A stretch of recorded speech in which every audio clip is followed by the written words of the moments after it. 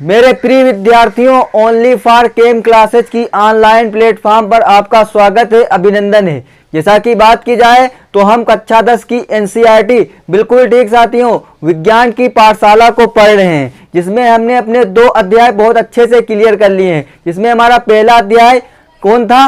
रासायनिक अभिक्रियाएं एवं समीकरण, और दूसरा अध्याय था अम्ल, क्षार एवं लवण। अगर आपने इन दोनों अध्याय को नहीं पढ़ा है तो इनकी लिंक इस वाले वीडियो की डिस्क्रिप्शन में है। सबसे पहले आप उन दोनों को वॉच कर लीजिए, फिर आप इस अध्याय को पढ़िएगा। तो चलिए स्टार्ट करते हैं। आज का जो हमारा अध्याय है वो हमारा तीसरा अध्याय है, जिसमें हम किसको चर्चा करने वाले हैं? धातु है, अधातु को चर्चा करने वाले हैं। अब इसमें धातु क्या होती है, अधातु क्या होती है, इस पर चर्चा करेंगे। और एक बात और, मैं इसमें वीडियो के एंड में एक इंपॉर्टेंट बात शेयर करूंगा, उस बात को सीक्रेट रखता हूं। जब वीडियो लास्ट एंड पर होगा तब उस बात को शेयर कर दूंगा। तो चलिए स्टार्ट करते हैं। स्टार्ट करने से पहले यदि आप मेरे चैनल पर नए हैं तो चैनल को सब्सक्राइब कर लें और बेल आइकन को जरूर प्रेस कर लें, ताकि आने वाली हर वीडियो की नोटिफिकेशन आपको जल्द से जल्द प्राप्त हो जाए। तो चलिए शुरू करते हैं एक नई सोच और एक नई उमंग के साथ।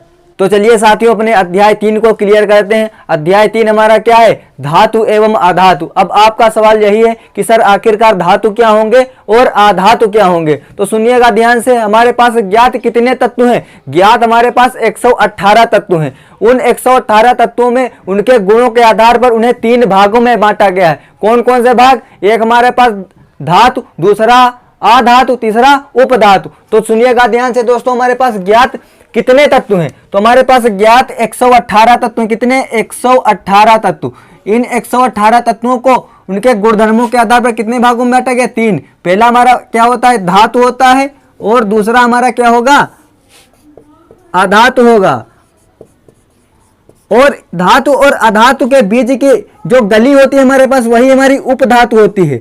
तो इन दोनों की गली की बात की जाए तो हमारे पास उपधातु की, मतलब इसमें धातु के भी गुण होंगे और इसमें अधातु के भी गुण होंगे। तो सुनिएगा ध्यान से। इस वाले केस को हम यहाँ पर डिस्कस नहीं करेंगे, क्योंकि हमारा जो टॉपिक है, जो हमारा चैप्टर है धातु एवं अधातु है, तो हम धातु और अधातु की बात करेंगे। तो अब बात आती है कि आखिरकार धातु क्या होंगे और अधातु क्या होंगे। तो सुनिएगा ध्यान से। इसमें कोई ना कोई स्पेशल कैटेगरी होगी, कोई स्पेशल गुण जरूर होगा, कोई विशिष्ट गुण जरूर प्रेजेंट होगा जो बताएगा कि ये धातु होते हैं और ये अधातु होते हैं। तो चलिए ध्यान से सुनिएगा दोस्तों, हम पहले धातु और अधातु को डिस्कस कर लेते हैं। तो सबसे पहले हम धातु की बात करते हैं। अब धातु की बात की जाए तो बहुत सारे पदार्थों को उनके कुछ खास गुणों दोस्तों, धात्विक चमक, आघात वर्ध्यता, तन्यता, विद्युत व ऊष्मी चालकता आदि के कारण धातु कहा जाता है। किनके? कुछ गुणों के कारण दोस्तों। हमारे पास कुछ गुण होते हैं पदार्थों के जिनके कारण उन्हें धातु कहा जाता है। कौन कौन से गुण हो सकते हैं? उनमें धात्विक चमक होनी चाहिए, उनमें आघात वर्ध्यता होना चाहिए, उनमें तन्यता होना चाहिए, उसमें विद्युत या ऊष्मी चालकता होना चाहिए। अगर जो ये गुण प्रेजेंट हो जाएंगे तो वो हमारे क्या कहलाएंगे साथियों? वही हमारे धातु कहलाएंगे। तो अगर हम उदाहरण की बात की जाए तो हमारे पास एक लोहा है, दूसरा हमारा सोना है, तीसरा हमारा चांदी है। इन सभी पदार्थों में बात की जाए तो हमारे पास ये सारे के सारे गुण प्रेजेंट होंगे, तभी हम इनको क्या बोल रहे हैं? तभी इनको हम धातु बोल रहे हैं। क्योंकि जो गुण ये प्रेजेंट होंगे सभी, तो वही गुण जो प्रेजेंट गड़बड़ हो जाती यार।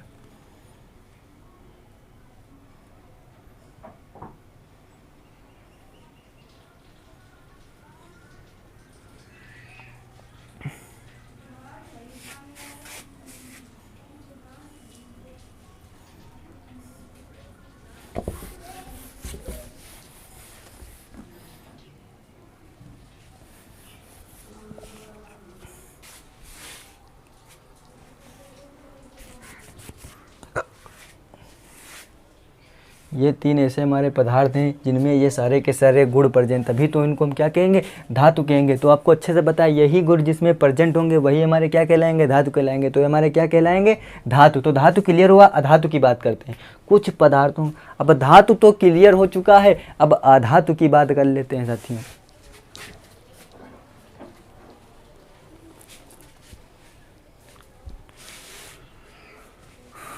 तो चलिए साथियों अपने अध्याय 3 को डिस्कस करते हैं। अध्याय 3 हमारा क्या है?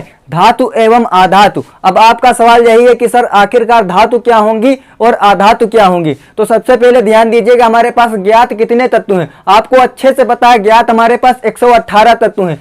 इन 118 तत्वों को इनके गुणों के आधार पर 3 भागों में बांटा गया है। कितने भागों में? 3 भागों में। कौन कौन से? एक तो हमारे धातु, दूसरे हमारे अधातु, तीसरे हमारे उपधातु। तो दोस्तों सुनिएगा ध्यान से, हमारे पास ज्ञात कितने तत्व हैं? ज्ञात हमारे पास 118 तत्व हैं। कितने? 118 तत्व। इनको कितने भागों में बांटा गया? 3 भागों में। एक तो हमारे धातु होंगे, दूसरे हमारे क्या होंगे? अधातु होंगे। क्या? अधातु। और इन दोनों के जो बीच की गली होगी उसे हम बोलेंगे क्या?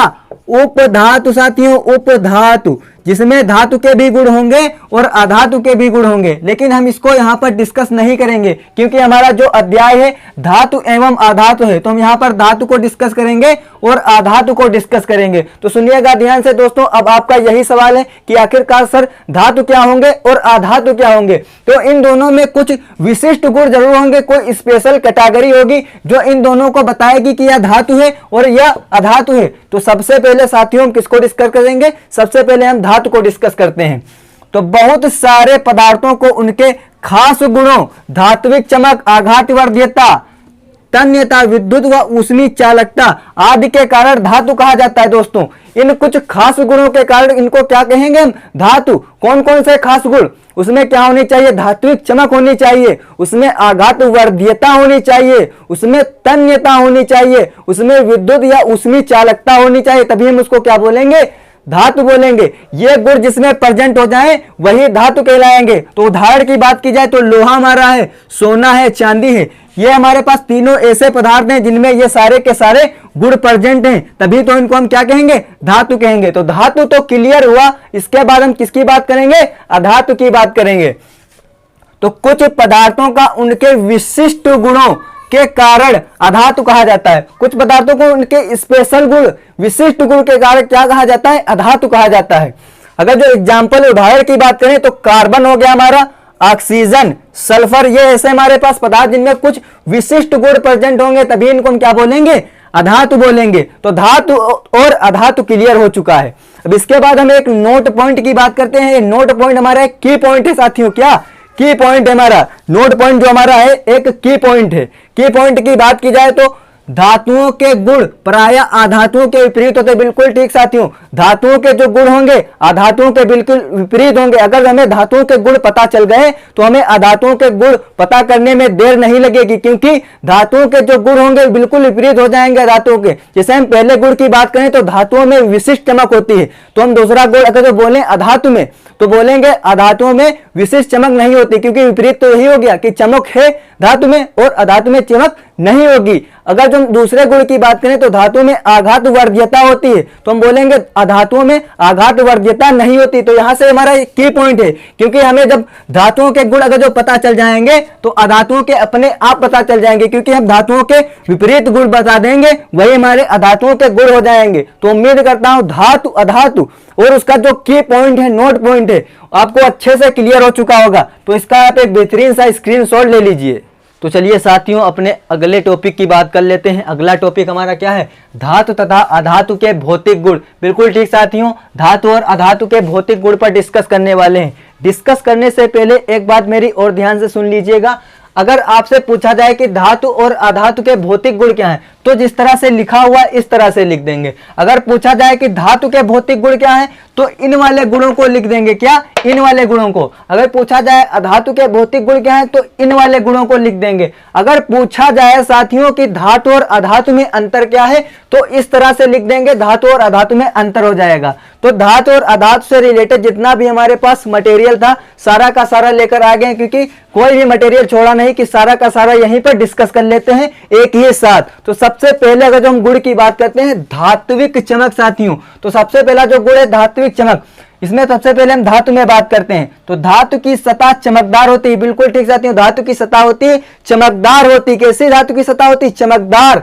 अगर जो उदाहरण की बात की जाए तो सबसे बेस्ट एग्जांपल है सोना और चांदी। सोना और चांदी इतने चमकदार होते हैं, इसलिए इनका उपयोग क्या बनाने में किया जाता है साथियों? आभूषण बनाने में किया जाता है, क्योंकि आभूषण ऐसी चीज होती है, ऐसी वस्तुएं होती हैं जो चमकदार होती हैं। तो चमकदार होने के लिए उन्हें कौन सा पदार्थ यूज करना चाहिए। पदार्थ हमारा क्या होता है, सोना और चांदी, क्योंकि ये इतने चमकदार होते हैं इसलिए इनका उपयोग आभूषण बनाने में किया जाता है। अब अधातु में हम धात्विक चमक वाले गुण की बात करते हैं तो अधातुएं चमकीली नहीं होती, बिल्कुल ठीक साथियों, अधातुएं क्या होती, चमकीली नहीं होती। हमने अभी की पॉइंट बताया था, जस्ट अभी क्या बताया था कि अधातुओं के जो भौतिक गुण होते हैं वो धातुओं के बिल्कुल विपरीत होते हैं। तो बिल्कुल ठीक साथियों, जब धातुएं चमकदार होंगी तो इसके विपरीत अधातुएं चमकीली नहीं होंगी। तो यही ध्यान में रखना है, जब अगर आपको धातुओं के गुण पता होंगे तो अधातुओं के गुण बताने में आपको देर नहीं लगेगी, क्योंकि जस्ट अपोजिट होंगे दोस्तों, जस्ट विपरीत होंगे। जो चमकदार तो ये चमकीली नहीं होंगी।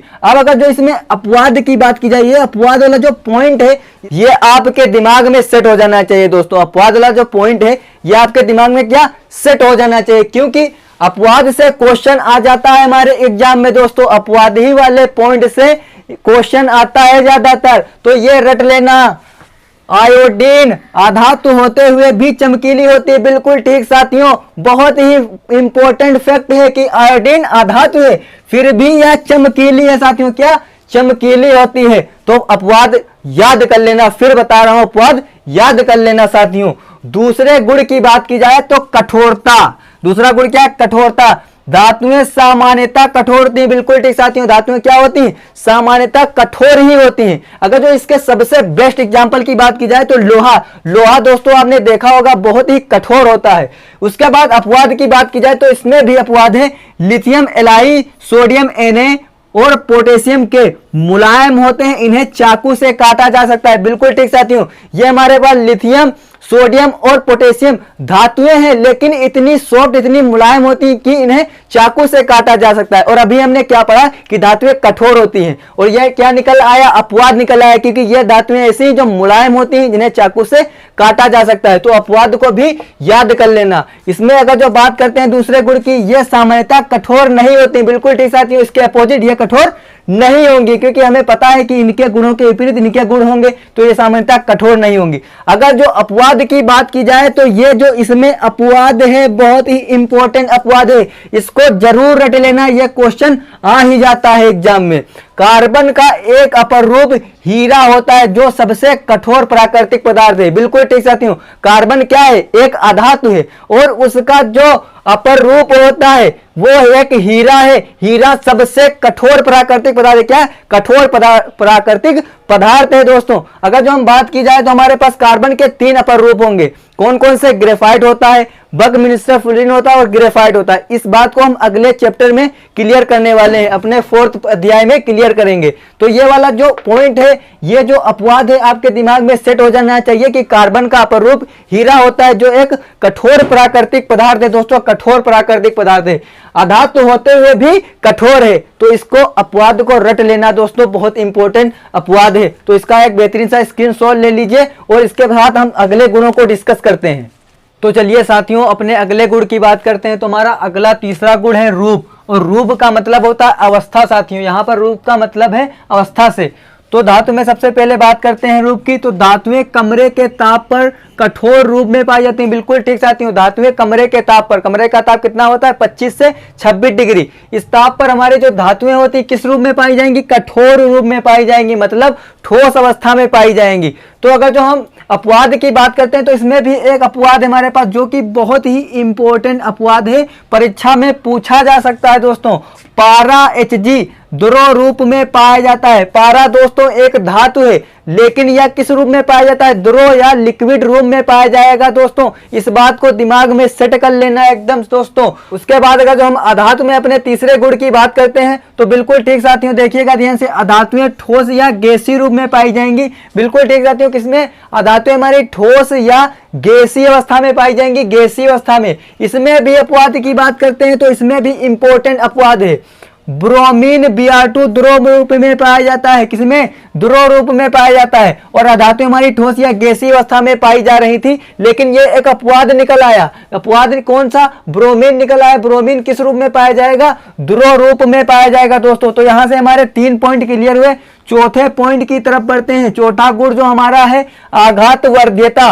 कुछ धातुओं को पीटकर पतली चादरों के रूप में परिवर्तित किया जाता है। बिल्कुल ठीक साथियों, आघात वर्धीयता से मतलब यही है कि धातुओं को पीटकर चादरों के रूप में परिवर्तित करना। तो कुछ धातुओं को क्या किया जाता है, पतली चादरों के रूप में परिवर्तित किया जाता है। कैसे? पीट कर दोस्तों उनको हम किसमें परिवर्तित कर देंगे, पतली चादरों में परिवर्तित कर देंगे। तो सबसे बेस्ट और इंपॉर्टेंट एग्जाम्पल की बात करते हैं तो लोहा होता है, तांबा होता है। तो लोहा तो आपने देखा होगा कि पतली टीन की चादरें आप देखी होंगी, वह लोहे को पीट पीट कर ही बनाई जाती हैं। तो हम बोल सकते हैं लोहा और तांबा ऐसे धातु हैं जिन्हें पीट पीट कर हम पतली चादरों में परिवर्तित कर सकते हैं। इसी गुण को हम अपने अधातु में देखते हैं तो अधातुएं आघात वर्धी नहीं होती है। मतलब धातु को हम क्या कर सकते हैं, अधातु को पीट कर चादरों में तब्दील नहीं कर सकते। तो अब कैसी होंगी अधातुएं, तो अधातुएं दोस्तों भंगुर होती हैं। बिल्कुल ठीक साथियों, अधातुएं भंगुर होती हैं। एग्जाम्पल की बात की जाए तो सल्फर और फास्फोरस ऐसी अधातु हैं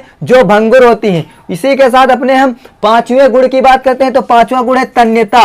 और तन्यता का मतलब क्या होता है, तार में परिवर्तित करना। तो दोस्तों देखिएगा, धातुओं को पतले तार के रूप में खींचा जा सकता है। बिल्कुल ठीक साथियों, कुछ धातुएं ऐसी होती हैं जिनको खींच खींच कर तार में परिवर्तित किया जा सकता है। अगर सबसे इंपॉर्टेंट एग्जांपल देखें तो सोना होता है। सोने को हम तार के रूप में परिवर्तित कर सकते हैं। इतने बहुत पतले तार में परिवर्तित कर सकते हैं। सोने को खींच खींच कर बहुत ज्यादा पतले तार में परिवर्तित कर सकते हैं। तो तन्यता वाला गुण अपने अधातु में देखते हैं तो अधातुओं में तन्य नहीं होती है। मतलब अधातुएं तन्य नहीं होती, मतलब अधातुओं में क्या होता है, तन्यता का गुण नहीं होता है। तो मतलब हम अधातुओं को क्या खींचकर तार में परिवर्तित नहीं कर सकते हैं साथियों। यहाँ से साथियों हमारे टोटल 5 गुण क्लियर हो चुके हैं। तो आप इनका बेहतरीन सा स्क्रीनशॉट ले लीजिए। तो चलिए साथियों अपने अगले गुण की बात कर लेते हैं। तो हमारा अगला गुण है छठा।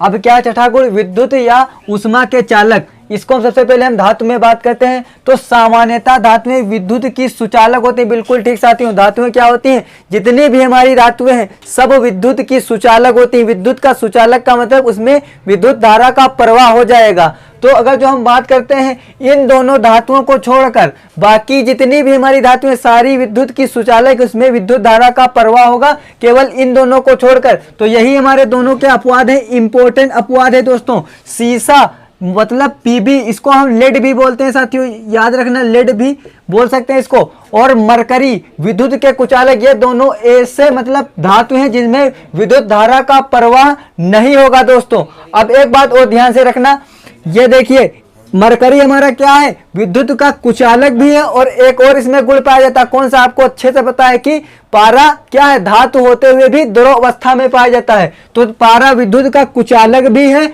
और द्रव अवस्था में भी पाया जाता है। तो हमारा धातु वाला गुण तो क्लियर हुआ। अब अधातु में अगर जो हम इस गुण की बात करते हैं तो धातुएं विद्युत की कुचालक होती है। बिल्कुल ठीक साथियों, अधातुएं जितनी भी हमारी सब विद्युत की कुचालक होती है। मतलब जितने भी अधातुएं उसमें विद्युत धारा का प्रवाह नहीं होगा, विद्युत की कुचालक होंगी। इसमें भी हमारे पास एक इंपॉर्टेंट अपवाद है दोस्तों, ग्रेफाइट विद्युत का सुचालक होता है। बिल्कुल ठीक साथियों, ग्रेफाइट अधातु है लेकिन इसमें विद्युत धारा का प्रवाह होगा, यह सुचालक होगा। ग्रेफाइट क्या होता है, कार्बन का अपर रूप। और कार्बन क्या है, एक आधातु है। और आधातु में क्या हो रहा है, विद्युत धारा का प्रवाह हो रहा है। तो ये अपवाद हुआ ना दोस्तों। तो हमारा क्या है, ग्रेफाइट एक अपवाद है जिसमें विद्युत धारा का प्रवाह होता है। विद्युत धारा का प्रवाह मतलब ग्रेफाइट विद्युत का सुचालक होता है दोस्तों। तो यहां से हमारे दोनों गुण क्लियर हुए कि धातु में हमारी क्या होती है, विद्युत की सुचालक होती है, अधातु में विद्युत की सुचालक नहीं होती हैं। इसके बाद अपने हम 7वें गुण की बात करते हैं। तो 7वां गुण हमारा है ध्वनिक। ध्वनिक का मतलब आवाज उत्पन्न करना, ध्वनि उत्पन्न करना। तो धातुएं कठोर सतह से टकराने के बाद आवाज उत्पन्न करते हैं। बिल्कुल ठीक साथियों, आपने किसी भी धातु को देखा होगा, मतलब लोहे को तो जरूर देखा होगा, जब लोहा किसी कठोर चीज से टकराता है तो बहुत तेज से ध्वनि उत्पन्न करता है। तो हम बोल सकते हैं धातुएं कठोर सतह से टकराने के बाद आवाज उत्पन्न करती हैं। इसी गुण को हम अपने अधातुओं में देखते हैं तो अधातुएं ध्वनिक नहीं होती हैं। मतलब अधातुएं किसी सतह से टकराने के बाद ध्वनि उत्पन्न नहीं करेंगी। तो हमारे सारे के सारे भौतिक गुण क्लियर हो चुके हैं धातु और अधातु के। और आप एक इसका बेहतरीन सा स्क्रीनशॉट ले लीजिए। इसी के साथ हम अपने अगले टॉपिक की बात करेंगे। तो साथियों हमने धातुओं और अधातुओं के भौतिक गुणों को बहुत अच्छे से क्लियर कर लिया है। अब बात आती है कि आखिरकार सर ऐसे कौन से क्वेश्चन होंगे जो धातु और अधातु के भौतिक गुणों से बन सकते हैं और हमारी परीक्षा में पूछे जा सकते हैं। तो बिल्कुल ठीक साथियों, आपको कुछ क्वेश्चन बोर्ड पर दिखाई दे रहे होंगे। ये ऐसे क्वेश्चन है जो आपकी परीक्षा में आ सकते हैं, जो हमें महत्वपूर्ण लगे हमने लिख दिया है और आपके लिए लेकर आए हैं। आप इनका बेहतरीन सा स्क्रीनशॉट ले लीजिए और आप इन्हें सोल्व कीजिएगा। अगर आपसे सोल्व हो रहे हैं तो सोल्व कर लीजिएगा, अगर सोल्व नहीं हो रहे हैं तो आप कमेंट बॉक्स में कमेंट कर दीजिएगा और मैं एक नई सीरीज लेकर आऊंगा जिसमें सारे के सारे आपके क्वेश्चन करवा दूंगा। कमेंट बॉक्स में दोस्तों कमेंट जरूर कर देना और दोस्तों लाइक शेयर सब्सक्राइब बनाए रखिए, क्योंकि दोस्तों वीडियो बनाने में बहुत मेहनत लगती है, तो थोड़ी तो एनर्जी देना चाहिए। अगर आपको मेरे वीडियो से हेल्प मिल रही तो आप मेरी भी हेल्प कर सकते हैं, क्योंकि लाइक शेयर सब्सक्राइब बनाने से मैं मोटिवेट हो जाऊंगा और आपको जल्द से जल्द कंटेंट प्रोवाइड करने की कोशिश करूंगा। तो दोस्तों एक इसका स्क्रीनशॉट ले लीजिए। तो चलिए साथियों अपने अगले टॉपिक की बात कर लेते हैं। तो हमारा अगला टॉपिक क्या है? धातुओं के रासायनिक गुण। अभी अभी हमने धातुओं के भौतिक गुण को बहुत अच्छे से क्लियर किया है। अब हमारा है धातुओं के रासायनिक गुण। अब धातु किस तरह से किससे रिएक्शन करेगी, सबसे पहले हम इसको देखते हैं। तो धातु वायु के साथ अभिक्रिया करती है, तो धातु वायु के साथ किस तरह से अभिक्रिया करेंगे इस बात पर चर्चा करेंगे। धातु जल के साथ अभिक्रिया करती है, धातु जल के साथ किस तरह से अभिक्रिया करेगी इस बात पर चर्चा करेंगे। धातु की अम्लों के साथ अभिक्रिया, धातु अम्ल के साथ किस तरह अभिक्रिया प्रदर्शित करेगी इस बात पर चर्चा करेंगे दोस्तों। फिर हमारा फोर्थ, धातु अन्य लवणों के साथ किस तरह से अभिक्रिया करेगी इस बात पर भी चर्चा करेंगे। तो हमारे पास टोटल 4 टॉपिक हैं जिनसे हमारी धातु अभिक्रिया करती है। तो सर एक एक करके सभी टॉपिक को हम डिस्कस करेंगे। सबसे पहले हम अपनी धातु की वायु के साथ अभिक्रिया वाले टॉपिक को डिस्कस करते हैं। तो हमारा सबसे पहला टॉपिक है धातु की वायु के साथ अभिक्रिया। अब हम देखते हैं कि धातु वायु के साथ किस तरह से अभिक्रिया करती है। तो जब धातु को वायु में जलाया जाता है तो संबंधित ऑक्साइड बनता है। बिल्कुल ठीक साथियों, जब हम क्या करेंगे धातु को वायु के साथ जलाएंगे, वायु बोले तो ऑक्सीजन के साथ जब हम धातु को जलाएंगे तो हमें संबंधित ऑक्साइड मिलेगा। जैसे कि हम देख लेते हैं, यहां पर हमने धातु को लिया, धातु को वायु के साथ बोले तो ऑक्सीजन लिया, ऑक्सीजन के साथ जब हम धातु को जला रहे हैं तो हमें क्या मिल रहा है? धातु ऑक्साइड मिल रहा है दोस्तों। तो यही तो लिखा हुआ है, जब धातु को वायु के साथ जलाया जाता है तो संबंधित ऑक्साइड मिलता है। तो जब हम धातु को किससे जला रहे हैं? वायु में, वायु बोले तो ऑक्सीजन में जला रहे हैं तो हमें संबंधित ऑक्साइड, तो धातु ऑक्साइड मिल रहा है दोस्तों। तो हम इसको उदाहरण से और अच्छे से क्लियर करते हैं। तो हमने लिया यहाँ पर Cu, Cu बोले तो कॉपर, इसे तांबा भी दोस्तों बोलते हैं। अब इसको वायु में जलाएंगे, वायु बोले तो दोस्तों ऑक्सीजन, तो ऑक्सीजन में जब हम जला रहे हैं तो हमें क्या मिल रहा है? CuO कॉपर ऑक्साइड मिल रहा है दोस्तों। तो कॉपर हमारी धातु है और ऑक्सीजन के साथ हम जला रहे हैं तो हमें संबंधित ऑक्साइड कॉपर ऑक्साइड दोस्तों मिल रहा है। तो पहला एग्जाम्पल तो क्लियर हो चुका होगा। अब यहाँ पर एक नोट पॉइंट है इस अभिक्रिया से रिलेटेड, इसे भी हम और अच्छे से क्लियर कर लेते हैं। कॉपर Cu प्रज्वलित नहीं होता। बिल्कुल ठीक साथियों, कॉपर हमारा जलता नहीं है। जब उसको हम वायु में जलाते हैं तो वो जलता नहीं है। तो क्या होता है जब जलता नहीं है?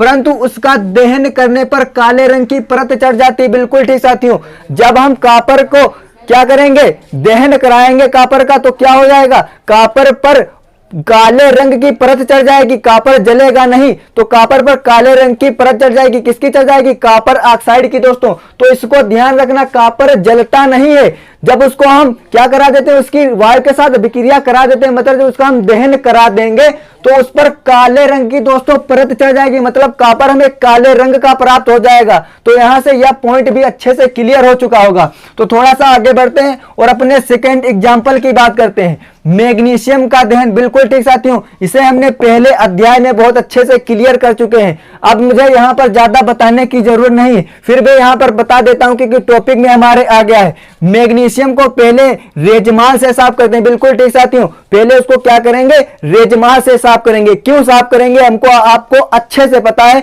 हमको भी अच्छे से पता है, आपको भी अच्छे से पता है। क्यों करते हैं? क्योंकि जो उस पर ऑक्साइड की परत होती है वो चली जाए और जो उस पर अशुद्धियां हैं वो चली जाए, जिससे जो है मैग्नीशियम का आसानी से दहन हो सके। तो मैग्नीशियम हमारी धातु है, उसका हम दहन करा रहे हैं ऑक्सीजन के साथ। दहन हमेशा किसके साथ होता है? ऑक्सीजन के साथ होता है, वायु के साथ होता है। वायु बोले तो दोस्तों ऑक्सीजन ही तो होता है। तो मैग्नीशियम को जब हम वायु के साथ जलाएंगे तो हमें क्या मिलेगा? MgO, जो कि हमारा क्या है? Magnesium oxide. तो हम बोल सकते हैं कि धातु मैग्नीशियम है और उसको हम वायु में जला रहे हैं तो हमें संबंधित ऑक्साइड MgO मैग्नीशियम ऑक्साइड मिल रहा है। मैग्नीशियम दोस्तों ठोस होता है, जब इसको हम वायु के साथ जलाते हैं तो हमें चूर्ण फॉर्म में मैग्नीशियम ऑक्साइड मिलता है। इस बात को भी ध्यान रखना, इसको हम पहले चैप्टर में अच्छे से क्लियर कर चुके हैं। इसका आप एक बेहतरीन सा स्क्रीनशॉट ले लीजिए। इसके कुछ और उदाहरण हैं, उनको हम अगली स्लाइड पर क्लियर करते हैं।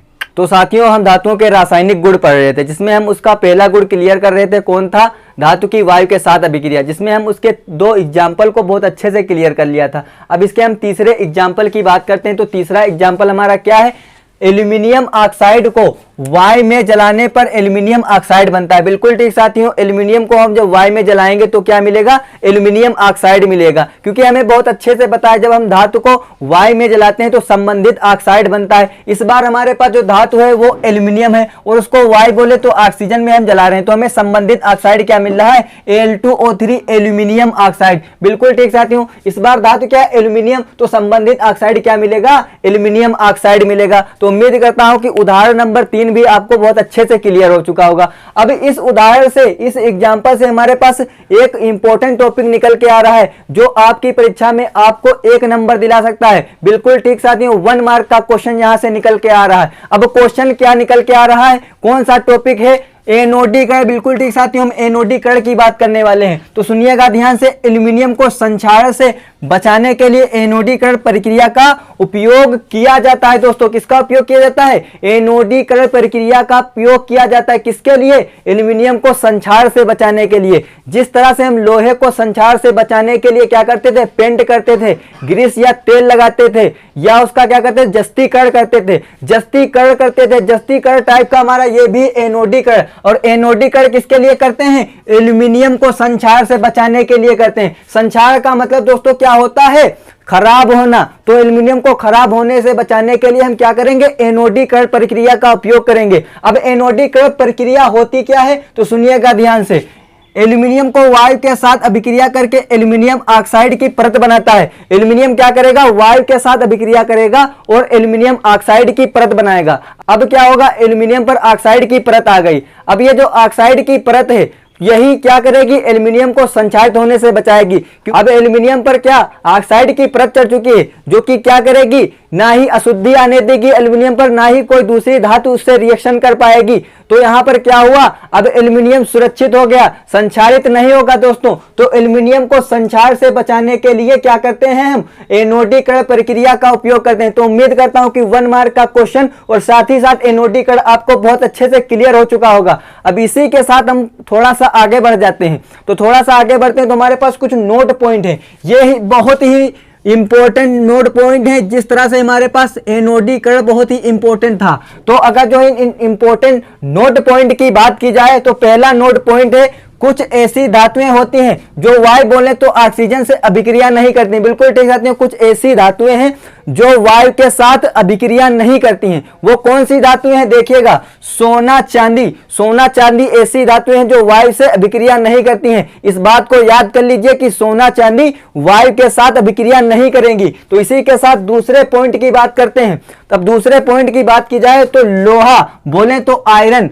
वायु में गर्म करने पर प्रज्वलित नहीं होता है। बिल्कुल ठीक साथियों, लोहा वायु में प्रज्वलित नहीं होगा। क्यों नहीं होगा? क्योंकि लोहा ठोस है, जब उसको हम वायु में जलाएंगे तो वो नहीं जलेगा। अब इसके बाद देखिएगा, लेकिन परंतु ज्वाला में लोह चूर्ण मतलब पाउडर, लोहे का पाउडर डालने पर वह तेजी से प्रज्वलित होने लगता है। बिल्कुल ठीक साथियों, अब क्या करेंगे? हम लोहे का अगर जो बुरादा बना ले, चूर्ण बना ले, तो जब उसको हम वायु के संपर्क में लाएंगे तो वह बहुत तेज जलने लगेगा, प्रज्वलित होने लगेगा। तो यहाँ बहुत ही इंपॉर्टेंट पॉइंट है, इसको भी आप याद कर लेना कि लोहा वायु के साथ अभिक्रिया नहीं करता है, लेकिन अगर जो उसका बुरादा बना दें, चूर्ण बना दें और वायु के साथ अभिक्रिया कराएं तो वायु में लाने पर वह बहुत तेज दोस्तों जलने लगेगा, बहुत ज्यादा ज्वाला के साथ जलेगा साथियों। तो उम्मीद करता हूं यह भी पॉइंट आपको क्लियर हो चुका होगा।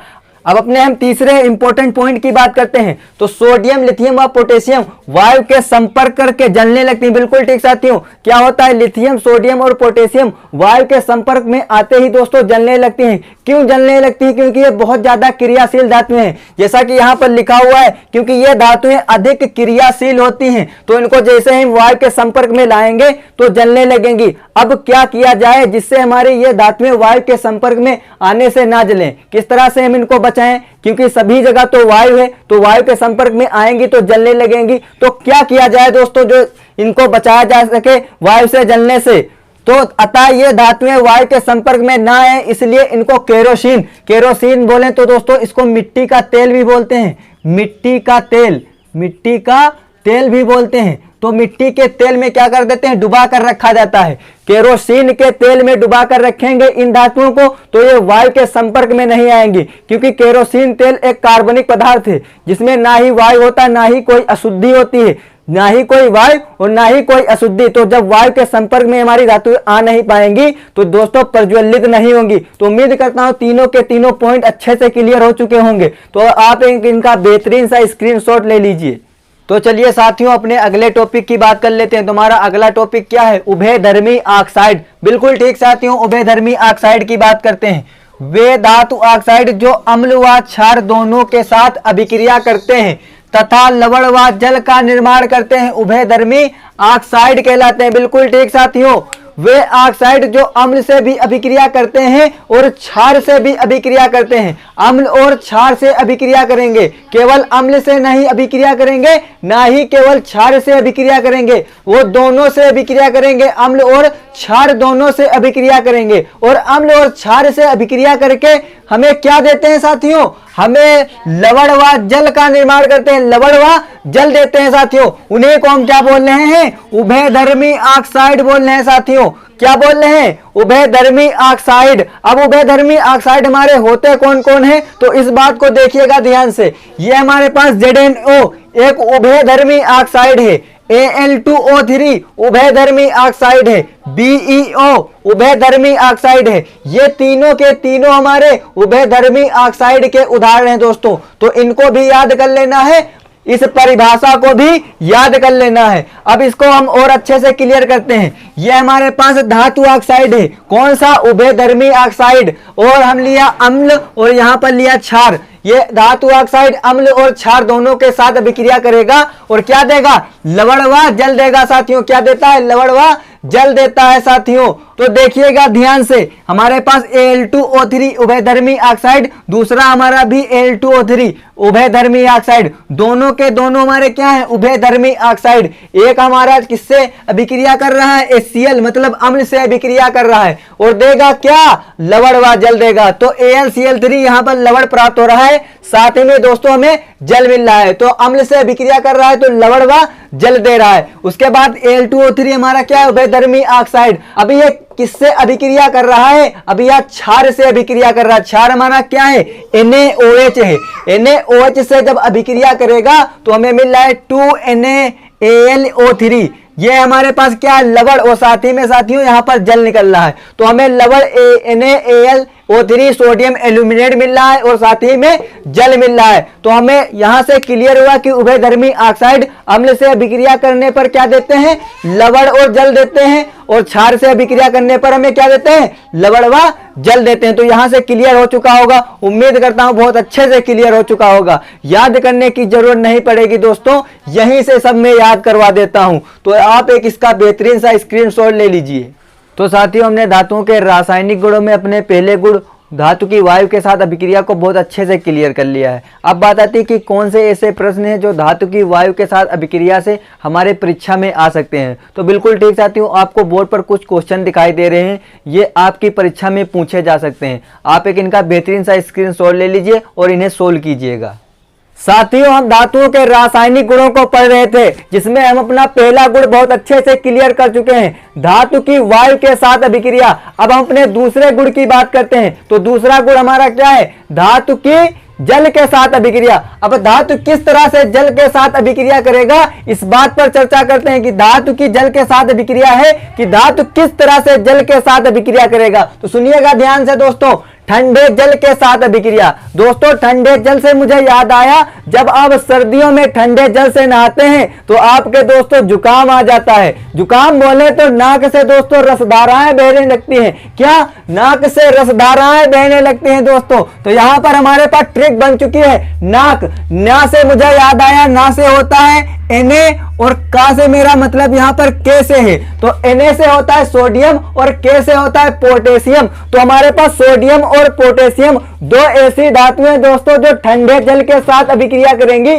कौन सी दो धातुएं हैं जो ठंडे जल के साथ अभिक्रिया करेंगी? सोडियम और पोटेशियम दोस्तों ठंडे जल के साथ अभिक्रिया करेंगी। छोड़िए दोस्तों, आप गर्म जल से नहाइए। जब आप सर्दियों में गर्म जल के साथ नहाते हैं, गुनगुने जल से नहाते हैं, तो दोस्तों क्या होता है? मजा आ जाता है। मजे से मेरा मतलब यहाँ से दोस्तों किससे है? Mg से है दोस्तों, Mg से है। अब देखिए, जब आप गर्म जल से दोस्तों नहाते हैं तो क्या आ जाता है? आपको मजा आ जाता है। और मजे से मेरा मतलब यहाँ पर दोस्तों Mg से है। बिल्कुल ठीक साथियों, क्या गर्म जल के साथ हमारी मैग्नीशियम धातु अभिक्रिया करती है। गर्म जल के साथ कौन अभिक्रिया करेगा?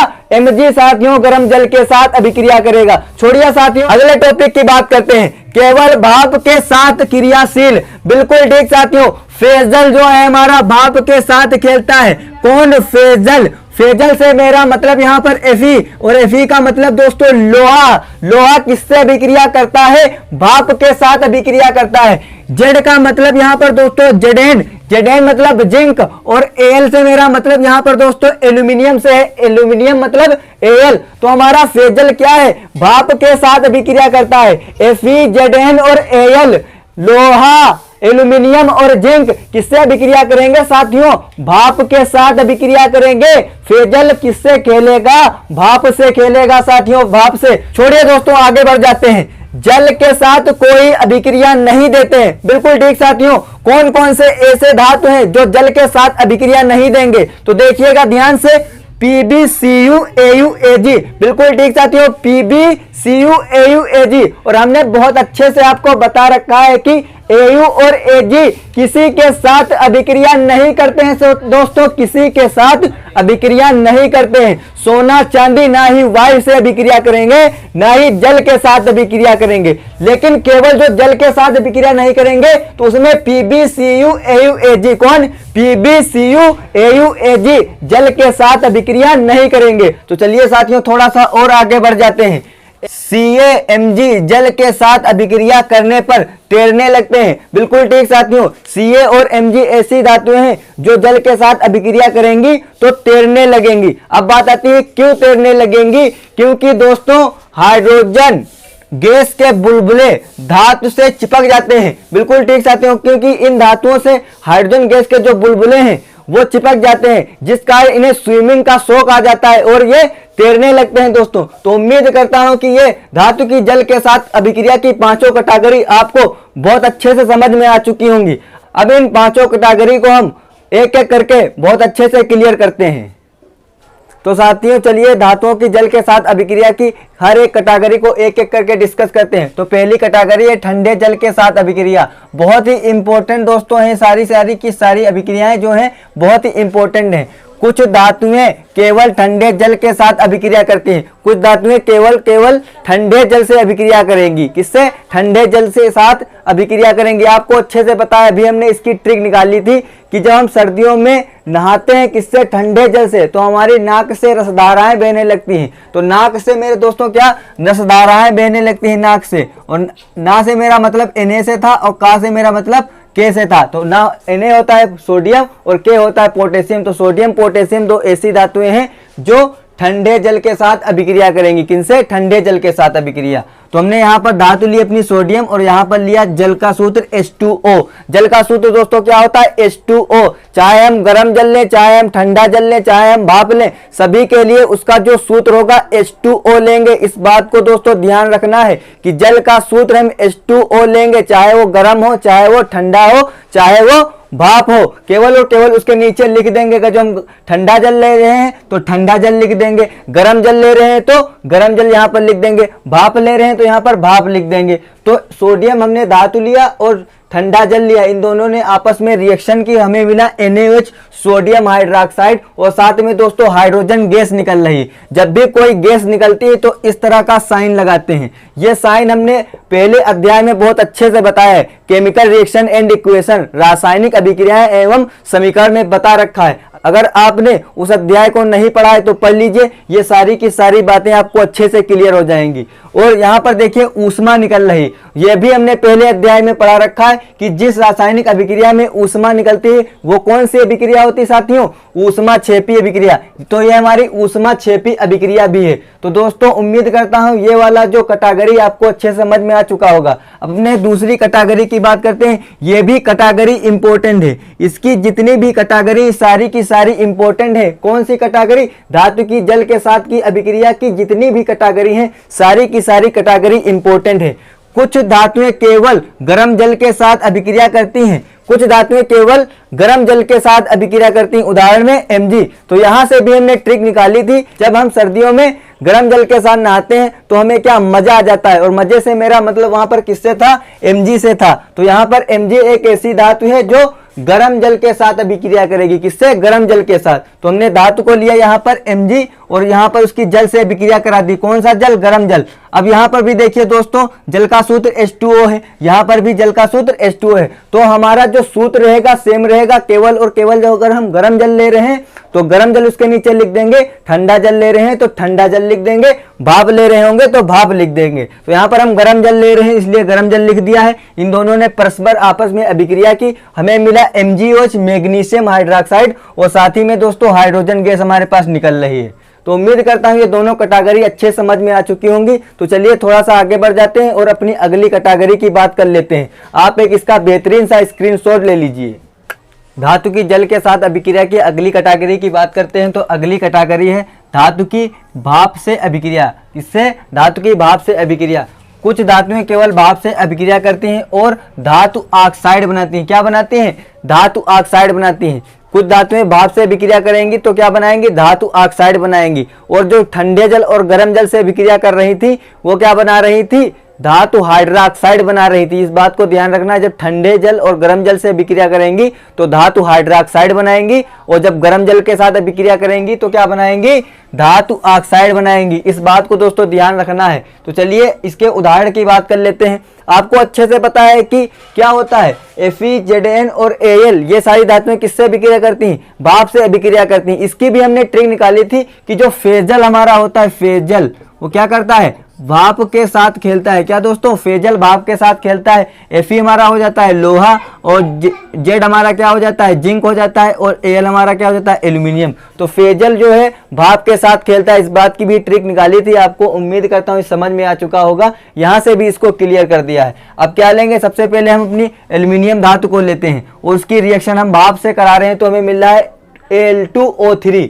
Al2O3 हमारा क्या होता है, एल्यूमिनियम ऑक्साइड, और साथ ही में दोस्तों हाइड्रोजन गैस निकल रही। फिर हम जो धातु ले रहे हैं वो कौन से ले रहे हैं, आयरन, बोले तो लोहा ले रहे हैं। लोहे की रिएक्शन किससे करा रहे हैं, भाप से करा रहे हैं। तो इन दोनों ने आपस में अभिक्रिया की तो हमें क्या मिला, Fe3O4, और साथ ही में हाइड्रोजन गैस दोस्तों निकल रही।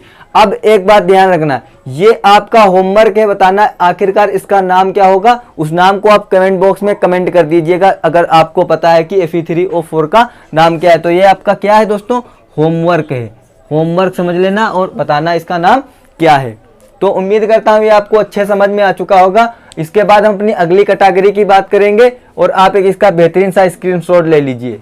तो साथियों हम अपनी तीसरी कैटेगरी धातु की भाप के साथ अभिक्रिया को क्लियर किया था, जिसमें हमने उसकी अभिक्रिया को आपको बता दिया था। अब यहाँ पर है धातु की भाप के साथ अभिक्रिया का नामांकित चित्र। तो आपकी परीक्षा में इस तरह से क्वेश्चन आ सकता है कि धातु की भाप के साथ अभिक्रिया का नामांकित चित्र बनाइए और उसकी रिएक्शन भी लिखिए। तो इस तरह से अगर क्वेश्चन आ जाएगा तो आप उसकी अभिक्रिया लिखेंगे और ये वाला डायग्राम बना देंगे जो आपको बोर्ड पर साफ साफ दिख रहा है। और इस डायग्राम को आप 2-4 बार प्रैक्टिस कर लीजिएगा, जिससे आपके दिमाग में सेट हो जाएगा।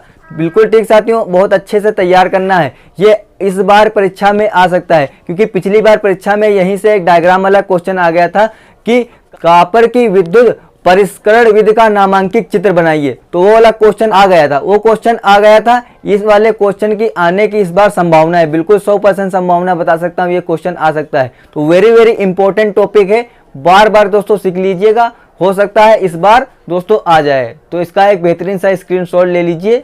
तो साथियों हम धातुओं के रासायनिक गुण पढ़ रहे हैं, जिसमें हम अपने दूसरे गुण की बात कर रहे हैं, धातु की जल के साथ अभिक्रिया। इसकी हम बात कर चुके हैं। अब बात आती है कि कौन से ऐसे प्रश्न हैं जो धातु की जल के साथ अभिक्रिया से हमारी परीक्षा में पूछे जा सकते हैं। तो बिल्कुल ठीक साथियों, आपको कुछ क्वेश्चन बोर्ड पर दिखाई दे रहे होंगे। ये महत्वपूर्ण प्रश्न है जो आपकी परीक्षा में पूछे जा सकते हैं और इसमें कुछ प्रीवियस ईयर के क्वेश्चन भी हैं, तो आप इन्हें सोल्व कीजिएगा। एक इनका बेहतरीन सा स्क्रीनशॉट ले लीजिए। साथियों हम धातुओं के रासायनिक गुणों को पढ़ रहे थे, जिसमें हम अपने दो गुणों को बहुत अच्छे से क्लियर कर लिया है। पहला गुण हमारा क्या था, धातु की वायु के साथ अभिक्रिया। दूसरा गुण हमारा था धातु की जल के साथ अभिक्रिया। अब अपने हम तीसरे गुण की बात करते हैं, धातु की तनु अम्लों के साथ अभिक्रिया। बिल्कुल ठीक साथियों, धातु की तनु अम्लों के साथ अभिक्रिया, इस बात पर चर्चा कर लेते हैं। धातु अम्ल के साथ अभिक्रिया करके संबंधित लवण व हाइड्रोजन गैस बनाता है। बिल्कुल ठीक साथियों, धातु क्या करता है, तनु अम्ल के साथ अभिक्रिया करेगा और संबंधित लवण व हाइड्रोजन गैस बनाएगा। क्या बनाएगा, लवण और हाइड्रोजन गैस बनाएगा। तो यहाँ पर हमारे पास धातु है, धातु तनु अम्ल के साथ अभिक्रिया करेगा, धातु और तनु अम्ल परस्पर अभिक्रिया करेंगे और संबंधित दोस्तों लवण बनाएंगे और साथ ही में दोस्तों हाइड्रोजन गैस निकलेगी। तो अगर जो एग्जाम्पल की बात करते हैं तो यहाँ पर हमने धातु क्या लिया है, मैग्नीशियम धातु लिया है, और अम्ल क्या है, HCl हाइड्रोक्लोरिक अम्ल। क्या दोस्तों, हाइड्रोक्लोरिक अम्ल। क्या दोस्तों, हाइड्रोक्लोरिक अम्ल लिया है। मैग्नीशियम धातु और HCl कौन, हाइड्रोक्लोरिक अम्ल, दोनों परस्पर आपस में रिएक्शन करेंगे, अभिक्रिया करेंगे, तो हमारे पास क्या बनेगा दोस्तों, लवण बनेगा। लवण बनना है हमारे पास MgCl2 मैग्नीशियम क्लोराइड, और साथ ही में दोस्तों हाइड्रोजन गैस निकलेगी। तो यहाँ पर हाइड्रोजन गैस आपको दिख रही है, निकल रही साफ साफ। इसके बाद अपने दूसरे एग्जाम्पल की बात करते हैं, तो हमारे पास जिंक है।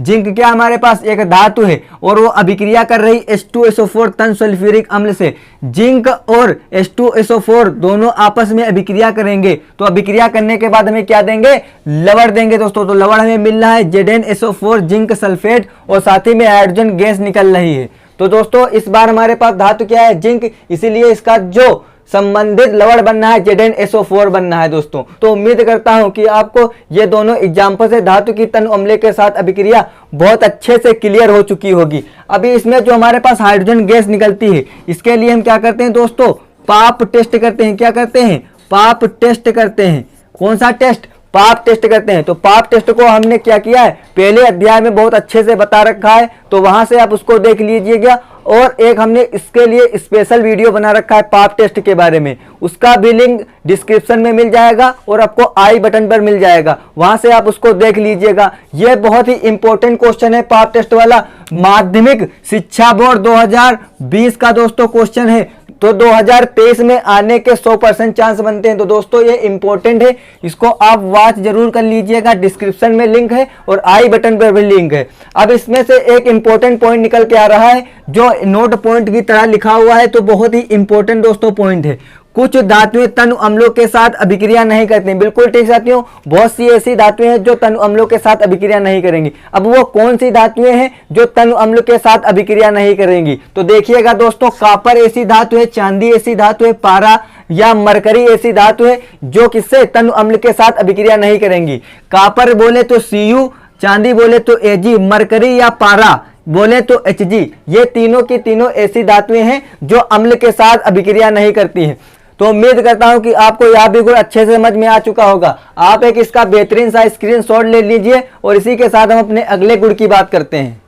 तो साथियों हम धातुओं के रासायनिक गुण पढ़ रहे हैं, जिसमें हम अपने तीसरे गुण को क्लियर कर चुके हैं, धातु की तनु अम्लों के साथ अभिक्रिया। अब बात आती है कि धातु की तनु अम्लों के साथ अभिक्रिया से ऐसे कौन से प्रश्न बन सकते हैं जो हमारी परीक्षा में पूछे जा सकते हैं। तो बिल्कुल ठीक साथियों, आपको कुछ प्रश्न बोर्ड पर दिखाई दे रहे होंगे, ये महत्वपूर्ण प्रश्न है। कुछ इसमें से प्रीवियस ईयर में आए हुए क्वेश्चन भी हैं, इनका आप बेहतरीन सा स्क्रीनशॉट ले लीजिए और इन्हें सोल्व कीजिएगा। क्वेश्चन तो दोस्तों एक बहाना है, इसी के बहाने आपको पूरा का पूरा अध्याय याद कराना है, क्योंकि जब आप क्वेश्चन करेंगे तो याद करना तो पड़ेगा। जब आप अध्याय को याद करेंगे तभी तो क्वेश्चन कर पाएंगे। तो मेरा सारा का सारा यही पर्पज है कि जितना आपको काम दिया जाए वो आपका जल्द से जल्द हो जाए, ताकि परीक्षा में आपको दिक्कत ना हो। जैसे ही परीक्षा आए आपको थोड़ा सा भी उसमें परेशान ना हो और आप आसानी से अपनी परीक्षा दें और ज़्यादा से ज़्यादा मार्क गेन करें।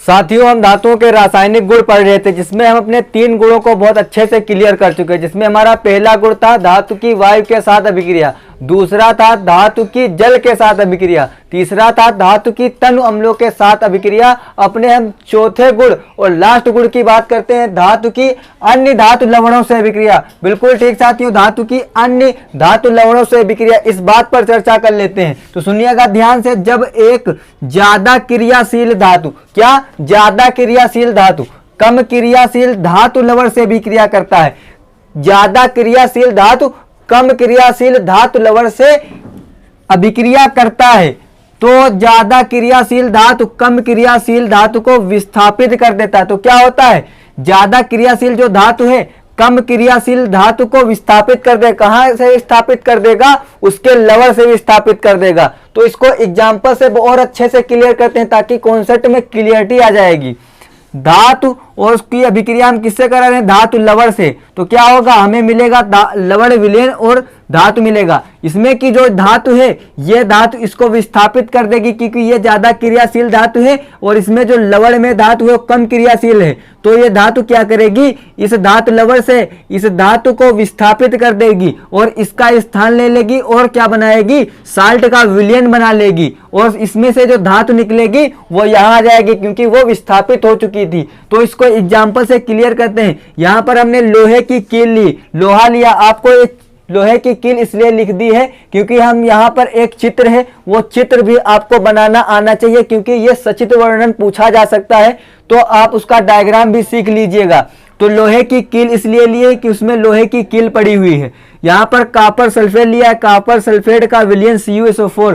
कॉपर सल्फेट का विलयन कैसा होता है साथियों, नीले रंग का होता है। अब क्या है, जो हमारे लोहे की कील है यह क्या होती है, ज्यादा क्रियाशील होती है, ज्यादा क्रियाशील है, ज्यादा क्रियाशील है। और जो कॉपर सल्फेट में कॉपर है ये क्या है दोस्तों, कम क्रियाशील है। क्या, कम क्रियाशील है, कम क्रियाशील। अब क्या करेगा, जब ये लोहे की कील जो ज्यादा क्रियाशील है, कॉपर सल्फेट में कॉपर कम क्रियाशील है, तो ज्यादा वाला कम को क्या कर देगा, विस्थापित कर देता है। तो यही तो लिखा हुआ, ज्यादा क्रियाशील धातु कम क्रियाशील धातु के साथ अभिक्रिया करती है, तो ज्यादा क्रियाशील धातु कम क्रियाशील धातु को विस्थापित कर देती है। तो ज्यादा क्रियाशील धातु Fe है और कॉपर कम क्रियाशील धातु है, तो ज्यादा वाली कम को विस्थापित कर देगी। तो क्या करेगी, Fe यहाँ पर आ जाएगी, इसका स्थान ले लेगी और इसको विस्थापित कर देगी। तो हमारी Fe कहाँ आ जाएगी, यहाँ पर आ जाएगी और इसको क्या करेगी, विस्थापित कर देगी। तो बना लेगी FeSO4। जब यहाँ Fe आएगी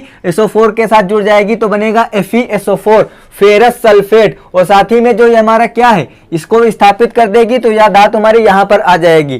कॉपर सल्फेट हमारा नीले रंग का था, जब हमारे पास फेरस सल्फेट बना तो हरे रंग का बन गया। चित्र में आपको साफ साफ ये चीजें दिखाई देंगी और आपको इस चित्र को अच्छे से बना लेना है क्योंकि इस डायग्राम को बनाने से आपको क्या होगा, कॉन्सेप्ट की क्लियरिटी आ जाएगी और ये चित्र भी पूछा जा सकता है दोस्तों। तो उम्मीद करता हूँ चौथा गुण भी आपको अच्छे समझ में आ चुका होगा। इसकी अगली स्लाइड पर हम इसका डायग्राम लाएंगे, चित्र लाएंगे, उसको भी आप देख लेना और अच्छे से बना लेना। अब ये ज्यादा क्रियाशील धातु कम क्रियाशील धातु को विस्थापित क्यों करती है, इस बात का कारण आपके मन में आ रहा होगा कि आखिरकार सर इसका कारण क्या होगा कि ये ज्यादा क्रियाशील धातु कम क्रियाशील धातु को क्यों विस्थापित कर देती है। तो इस कारण का निवारण अगले टॉपिक में आपको दूंगा, अभी अगले टॉपिक में इस कारण का निवारण आपको मिल जाएगा। तो साथियों, धातुओं के रासायनिक गुणों को हम पढ़ रहे थे, जिसमें हम अपने लास्ट गुण फोर्थ गुण को क्लियर कर रहे थे, जो कि हमारा था धातु की अन्य धातु लवणों से अभिक्रिया, जिसकी अभिक्रिया को हमने बहुत अच्छे से क्लियर कर दिया है। अब इसके चित्र की बात आती है तो इसका चित्र आपको बोर्ड पर साफ साफ दिखाई दे रहा है।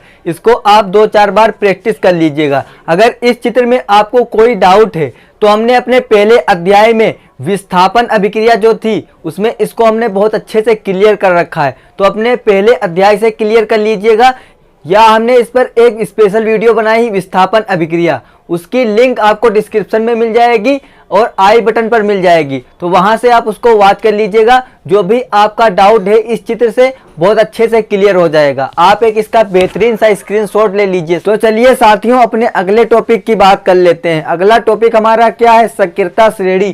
क्या दोस्तों, सक्रियता श्रेणी। तो सक्रियता श्रेणी की हम बात करते हैं।